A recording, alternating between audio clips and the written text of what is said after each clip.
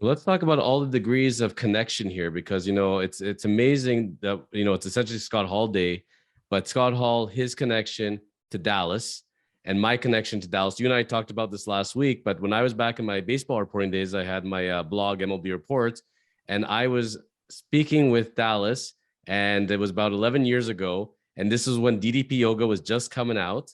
And so our connection, and then that made me think during the first time I spoke to you, I was saying, Dallas is a good guy. Have you ever thought about working with him? And at that point, you probably already knew you were doing it, but you were kind of coy. You're like, yeah, Dallas is a good guy. Maybe I'll be working with him in the future. And then, To be honest with you, I really don't think I had talked to him about this yet. Really? Because there was only a really short period of time I couldn't talk about this. Because when we were chatting up, and this was 6 weeks ago, one of the reasons that your episode is blowing up, besides the fact that you're awesome, is that the fact right at the end we discussed DDP, and we talked about the whole idea, and you were saying that in the future might be something that I didn't think about in the past, something I was resistant to, but I'm open to working with him in the future. Yeah. And then all of a sudden the news comes down, I'm at DDP's house, and DDP, getting his start through Scott Hall as well. They had that diamond connection, and here we all are now. So walk us through it. I see the message one day. You and I, we were recording our promotion for this upcoming podcast. Everything's good. And all of a sudden I see the news like everybody else. Hey, yeah. I'm at DDP's house. What the heck happened, Buff? Yeah, really what happened was I knew he was working on something, and but there really wasn't nothing to talk about. And that's why I think we talked about, we may be working together coming up sometime soon, but that's truthfully all there was at the time. There was nothing like this that was set in stone. I didn't know anything about it because I would have started panicking over all my bookings and stuff I had. And your calendar was full. Your calendar was full. I know you're in a different city every week. Like, you've been running around like crazy. Yeah. But I manifested this, since last year. With everything that's going on with DDP and the people he's helped, I said, man, I could see Buff there. Think about my ride for a minute. You got to realize I created Rebuilding Buff. Right. And was shooting. That was a total shoot of, and it still is a total shoot of me changing my life. And then all of a sudden, Dallas comes out with a show called Change or Die. I mean, it's just, and then all of a sudden, Scott Hall was here and died last night. So it's just so crazy that even I haven't totally taken it in. It's just really, really been a crazy ride. And what really has confused me that I need to talk to Dallas about it to get it kind of squared away in my brain is I really don't understand why I'm receiving so many condolences. Like I said, I bet you I've received triple the text than I received over my own mother dying. So that alone is just crazy to me. The NWO is so deep in people's psyches, that you're going to be associated the rest of your life with being an NWO. That's and and Scott and everybody else in the NWO. I said, when they came up with For Life, I didn't really think it was going to be For Life, but guess what? It is. It's going to be For Life. And it was for him, and it will be for me. The universe is clearly speaking, and it said, Buff, you are exactly where you need to be right now. I think that's very obvious. Without a shadow of a doubt. And let me tell you, I was going to leave. You got to realize there's 5 people here. Okay. There's Butterbean, and there's 2 chicks. There's a kid named, we call him T-Dog, and there's me. So there's 5 people here. 4 out of the 5, me being the one out, 4 of them are here for major weight loss. Like one girl's 335. I mean, she don't look at it, and she looks fantastic actually, but she's 335, bro. You know, and she's 5'9" or 5'10", so she just don't look it. But she's just a big chick, and she's very pretty and very beautiful, but she's a big chick. So her reason for being here and mine are not even close. They're not even close. Right. So I started thinking, because we last week we had to shoot before we left. We had to shoot a thing called "Why? Why am I here?" Right. And 2 people shot last week, and the 2 girls and the boys going today to do it. But we had to do me and Butterbean did our whys last week. Yeah, I was curious the whole premise of Change or Die, because I figured it was 5 wrestlers coming in based on DDP's background. Not just that, 5 stars. Absolutely. There's 5 only wrestlers and 5 stars, right? There's only 2 stars here, bro. No, there's only really one. There's only really 1 star. Let's just be honest. Sorry, Butterbean, but no, there's 1 star. I mean, I love him. I love him to death, and he's extremely. I didn't know he was over as he is, but he's extremely over. Yes. But I mean, he does the TikTok stuff, and I just saw it on his phone down there a minute ago. Yeah.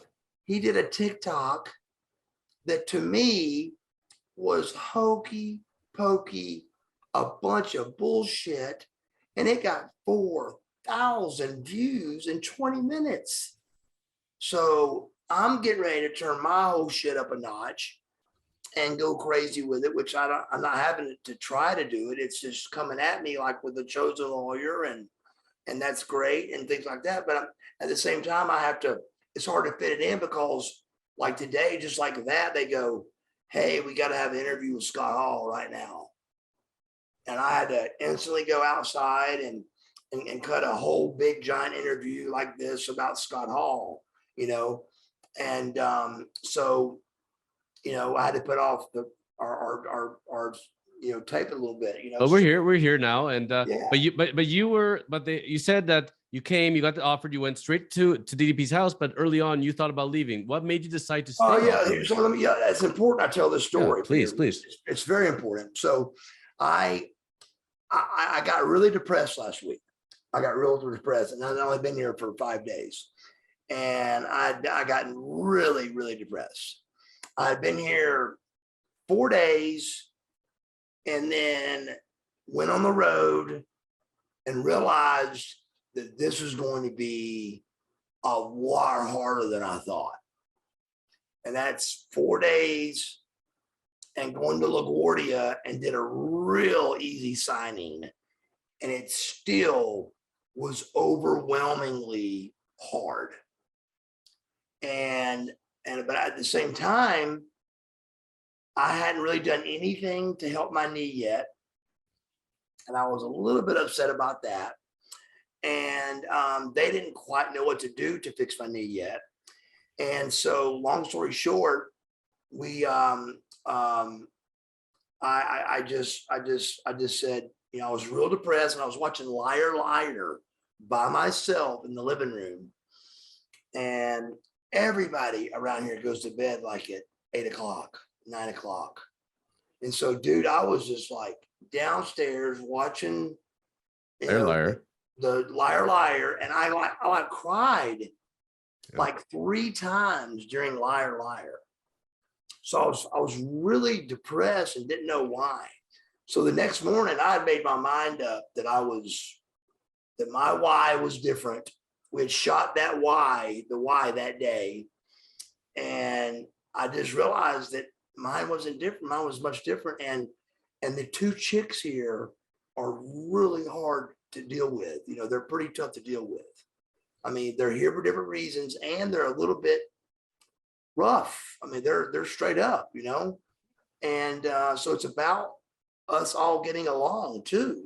This is about being in a very uncomfortable situation and pulling it together and being a family. And so it's more than just about you, and it's always in my life been about yourself, me. and you work on yourself. Like when you go to rehab, I don't go to rehab for my parents. I go to rehab for me, to fix my life. Absolutely. And here, all of a sudden, I'm here and I'm having to get along with people that at rehab, you tell just to F off and leave you alone, and here you can't do that. It's more, you got to try to get along with each other, I mean, Are the cameras on you 24/7 over there, or how's the format? 24/7, I'm mic'd right now. You are, eh? Yeah. Amazing. So we may make it onto Change or Die. That's pretty That's cool. it. You definitely Yeah. make it one. So yeah, so so I sit down with Steve, the producer, on Friday, and I said, bro, I think I may have bit off more than I can chew. I said, just to be straight up with you, I think that maybe I've bitten off more than I can chew with this. I said, there's no way I can do this. And at this stage, I got in trouble last week too, where Dallas said, I heard you got home on Sunday. And I said, I did. I said, at midnight. He goes, you should have came straight here. You went home first and then came over. Yes. Yeah. Well, why would I not? Yeah. I mean, no cameras, no nothing. Why in the hell would I come wake up the whole house to show up here when I don't got to be here till 9 o'clock anyway? Till the microphones don't come out till 9. The cameras don't start rolling till 9. I said, why? I said, Dallas. He goes, no, now on, you got to be here. You got to, as soon as you get back, you got to be. And so that was another reason why, so a combination of things happened. They got off my back a little bit. They realized that as long as I could, be here by, Monday at, at 9 to shoot and not mess up their shooting, format and make it for the, at least Monday through Thursday, and the week there's going to be several weekends out of the 3 months. I'm going to be here for 90 days. Well, and it's like we've been here for like 17. So still got ways to go, man. That's a long while. That's 80 more days, I mean, 70 more days. Yeah. So 73 to be exact. So that's a lot, bro. But you see, you're still there. You're still there. You did not pick up and go. And the reason why, in my estimation, I followed your career for many, many years. You and I have got to know each other over the last while. There's one word that nobody's ever used to describe Buff Bagwell, and that's quitter. You've had to change gimmicks. You've had to roll with the punches. Even if it's something that you didn't necessarily love, you went with it because you're a professional. You said, that's my role, and I'm doing it. And you've done that your whole career, and you continue to do so. Yeah, and you're exactly right. And they know that too. So they hit on that, and they stayed on that with me. And they was like, look, man, if you leave now, you're all you are. If you're going to show the people that you didn't finish, you quit, and your knee's not even fixed yet. So it's just, they said, look, man, you've got to ride this thing out, bro. You got to do it. And I was like, I've already made my mind. Even the talk I had with Steve before we got to the studio that day to go over to talk to Dallas, he was like, dude, he goes, if you leave now, he said, you've lost so much confidence in the wrestling community. He said, you're going to kill it. He goes, don't get me wrong. He said, when you were 40, he says, you being the spunky, redneck that would knock somebody out was funny and cool. He goes, at 52, and it's not so cool. It's not so funny. He said, so I'm talking about stuff like that, even with you, when I talk about change or die. He said, I'm talking about more things like that also, Mark. He goes, it ain't cool to knock somebody out at 52 no more. And it ain't cool to cuss somebody in because the thermostat's too hot, in the house, so it's more about that. So it's just, I had to, come into Jesus, story, coming to chosen lawyer story, and really just came up with, and then at the same time, all that literally, swear to God, all of this is coming at us like we were talking. And while me and Dallas were sitting down in his office, Steve, the producer of the show, come in with the picture of me cooking on Twitter. And I was like, oh my God. Is that the spaghetti? Yeah, no, it was actually, believe it or not, it was tacos. Oh, tacos. Okay. I made tacos. Nice. I was like, I was posing with it, joking around, having no idea they were going to post it. And they posted it, and it went wild on, Twitter and all that. So I instantly was like, well, I know where I'm going to be the next 70 something days or 80 days, I'm going to be right here. I'm going to give it to you straight, man. Like, for the trolls out there that's saying, where Buff at, I can tell you, look at you right now. You look like you're 30, maybe 35. You already said you already made great gains, as far as where you've been. You look at your face. You know where I noticed right away? Your right arm. You could see the veins in the bicep. Look at that, people. You're telling me this man lost it? He's better than ever. Like, dude, it came real quick to you because muscle memory. And you're looking amazing. Tell us about what's been going on with you from body-wise and the amazing changes already we're seeing. I really haven't had a chance to, the training thing. Again, that was a little bit of a buzzkill for me too, because I wasn't able to stay in the gym. See, Dallas's deal behind this whole DDP, yoga thing is that you don't have to go to the gym. This is the gym. I mean, yoga is the way to go, and with Diamond Dallas Page, with DDPY, that is the answer. Look, like I said, I haven't been to the gym. And look, your biceps are like raging over there. Yeah, damn. I haven't been to the gym, and I'm still like that. So I haven't trained in 17 days. Seriously.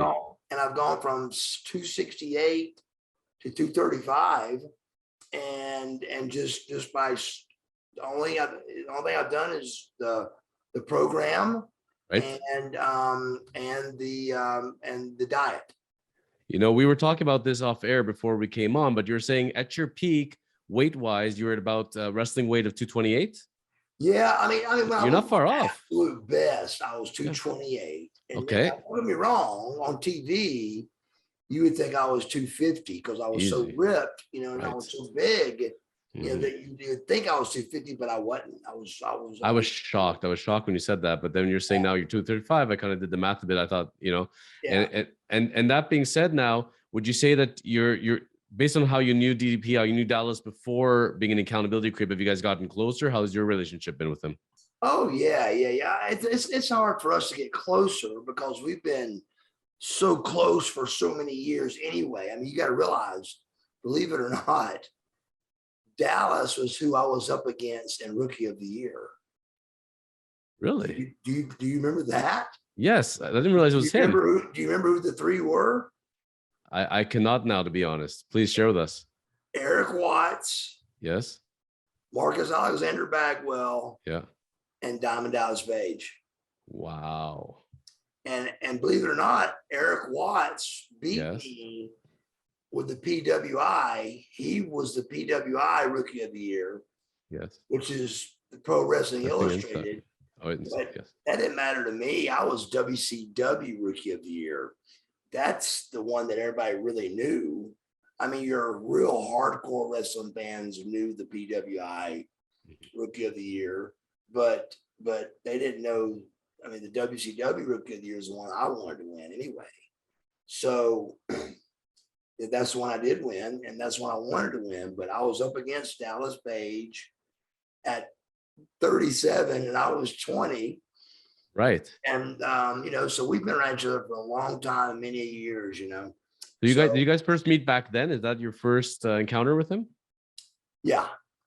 And it's amazing because when I got here at WCW, yeah, here's this older guy, right, that was trying to play wrestler that everybody was against, and he wasn't going to make it.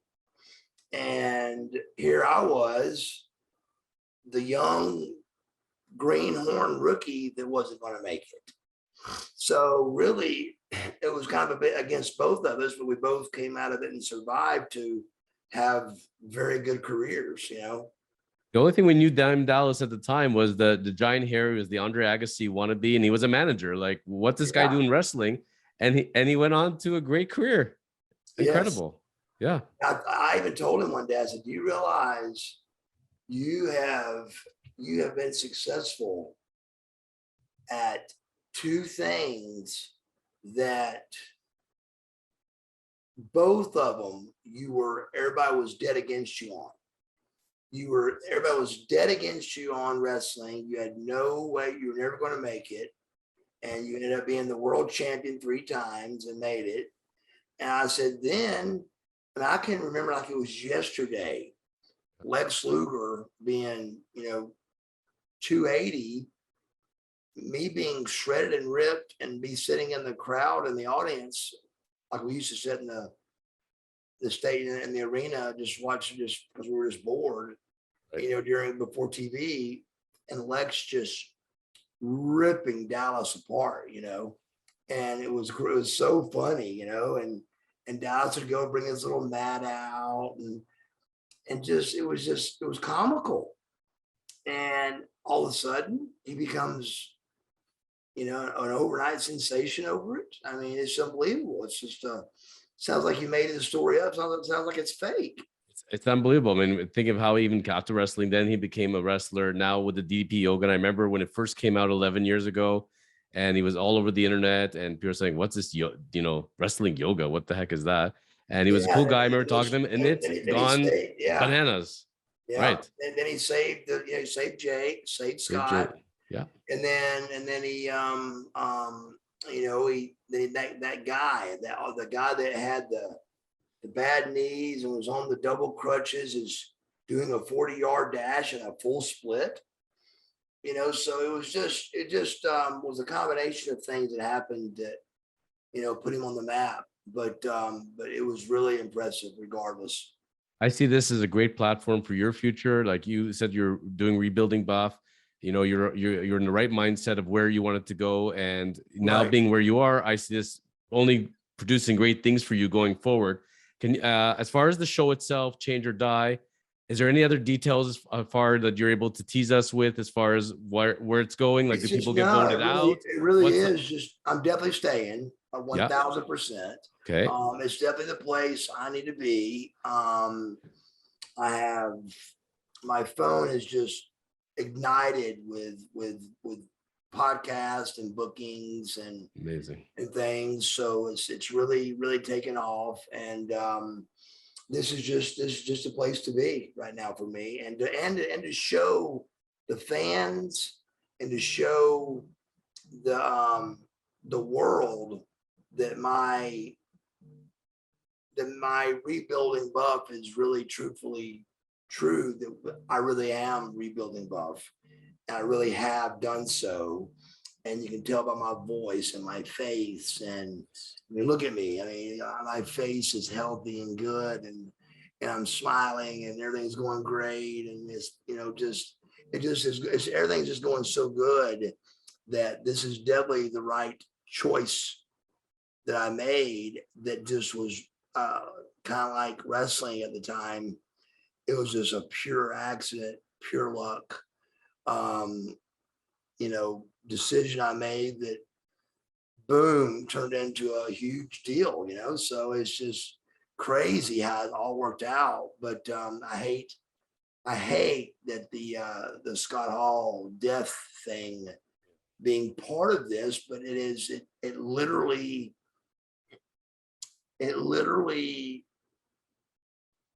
may save, his loss as bad as that is. It may save a lot of wrestlers' lives, maybe, seeing me here, being on a show called Change or Die. At the same time, Scott Hall dies. At the same time, I got a show called Rebuilding Buff. So it just, it may save a lot of people's lives at the same time. So maybe that's the reason, maybe that was his calling, I mean, brother, if you go by the Bible, which is what I do, I go by the Bible, and the Bible, states that death is supposed to be a celebration. I mean, like to this day, I've not cried about my mother dying. And I never will, because it's not supposed to be about crying. It's supposed to be a celebration if you believe the Bible. If you believe the Bible, it's supposed to be a celebration. And you're not supposed to cry and be upset about it and all that. But at the same time, you can't tell my dad that. I mean, my dad's, he's tore apart about this thing, and he lost his, him, my mom had been married, I think it was 60 years, bro. No, it was 50. A long time. No, I think it was 60, man. But it been, because they got married when my dad was 16 and he's 76. So 76, okay. Yeah, so 60 years, bro. Yeah. And back then, you wouldn't bet my parents would make it 20, and then all of a sudden they were celebrating their 60th year. Well, look, they produced a superstar, and I can tell you from our audience at The Chosen Life, they've been hitting the subscribe button, they've been liking the episodes, and we've been noticing the comments, and Buff, you have your hardcore fans, and they're all just, it's a consistent message throughout on the different clips of the episode. On the first one that we posted, it was, we want them to be happy, we want them to be okay, we wish you only the best. So your fans, your diehards, are all with you and loving you every step of the way, man. Great. That's great. That's the whole point of this is, show everybody that I am truthfully okay. Yes. I'm not on some kind of train ride of death that, that God bless the world. We lost Scott Hall. I hate that so bad, but I'm not on some kind of Scott Hall train that's going to end drastically. And I'm just not. I am definitely on the train of changing, and have been, with the Rebuilding Buff. And even over the weekend, we did our podcast, and literally my eyes were closing during the interview because I had no sleep. And there was interviews, there was stuff coming across to my partner, Bub's drunk right now, Bub's, so you're gonna have your haters, the deal. If you don't have haters, that means you haven't made it. So exactly. You made it. The more they pile up, but you know what? Another one of my guests, a sports agent, was saying they're Johnny on the couch, man. They're not living the life. They're just sitting and critiquing everybody else. But it's okay. We accept them for what they are. Thank you for enjoying today's episode of the Chosen Life podcast. Go ahead and hit the subscription button below and the notification bell to catch all of our great shows. And remember to contact the Chosen Lawyers when you are ready for your next real estate and commercial transaction. Go to kormans.ca.